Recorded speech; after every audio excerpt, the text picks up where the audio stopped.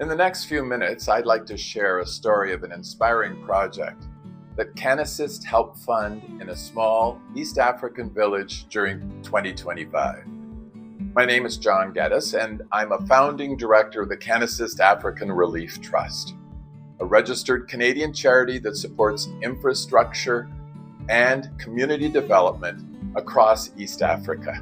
Since 2008, CanAssist has provided more than $2 million in support of schools, hospitals, and community projects throughout the region. Although I retired from my official role as director a few years ago, I've remained an active supporter.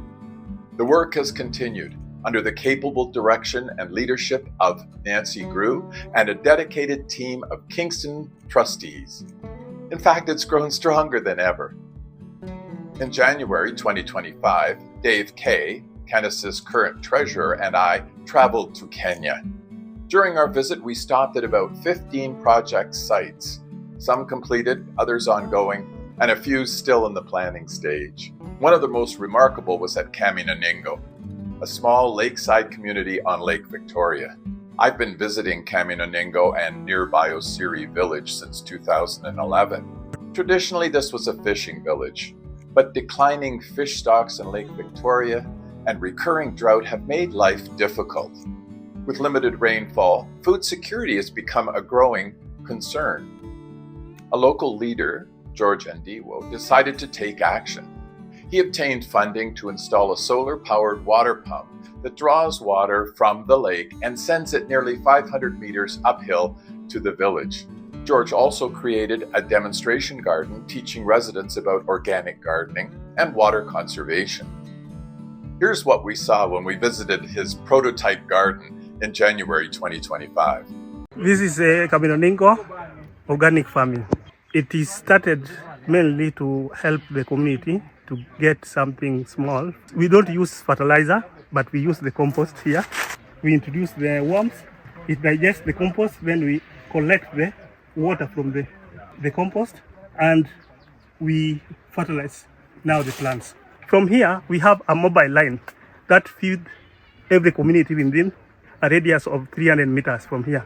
And I guess we can see just how dry it is beyond this, and there's no water, and the nearest water is the lake, and the water that they have here has been brought up by a solar pump, and they're sharing it with the entire neighborhood so that they can all make gardens like this. It's amazing.